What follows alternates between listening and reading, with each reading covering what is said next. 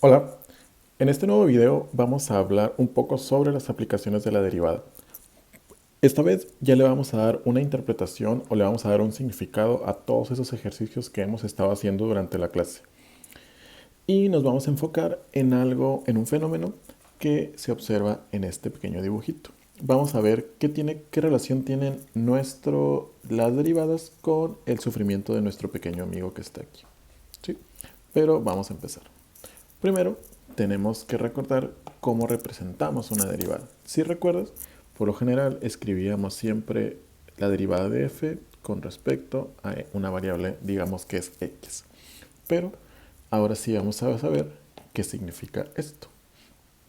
¿Qué me dice mi derivada? Una derivada me habla de una variación, ¿sí? O más formalmente se le conoce como razón de cambio. Aquí, si lo queremos expresar con palabras más simples, me dice cuánto cambia la función f, pero con respecto a x. O sea, si yo varío x, ¿cuánto va a cambiar f? Eso es lo que me está diciendo mi derivada. Así que vamos a enfocarnos a un fenómeno físico muy importante, que es la distancia que recorre un objeto. Imagina que tú tienes un objeto, vamos a suponer que es este cuadrito de aquí, y se mueve en esta dirección. Y tú tienes una función que te ayuda a decir cuál es la posición de ese objeto.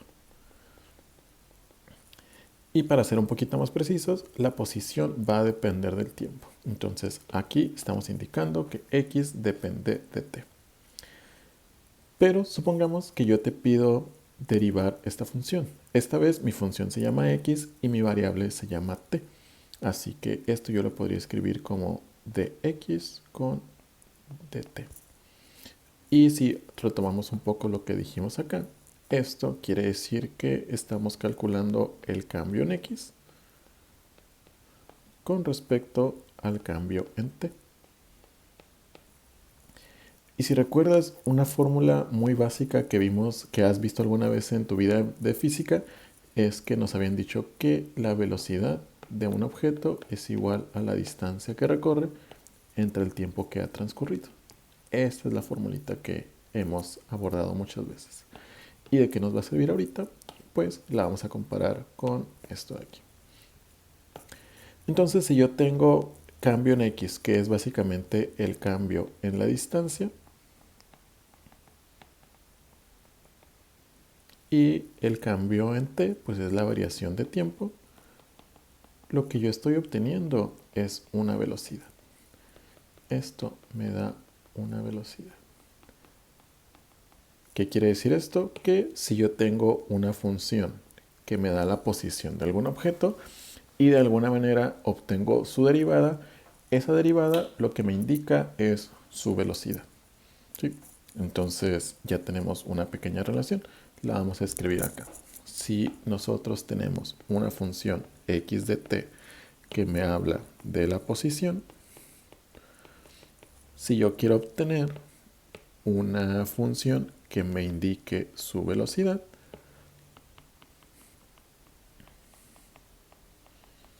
pues lo que tenemos que hacer es derivar.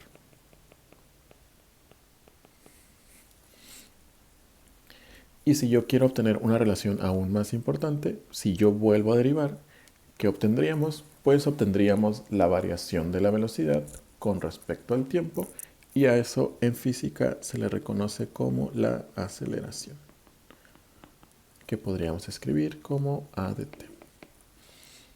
Entonces ya tenemos una muy buena aplicación.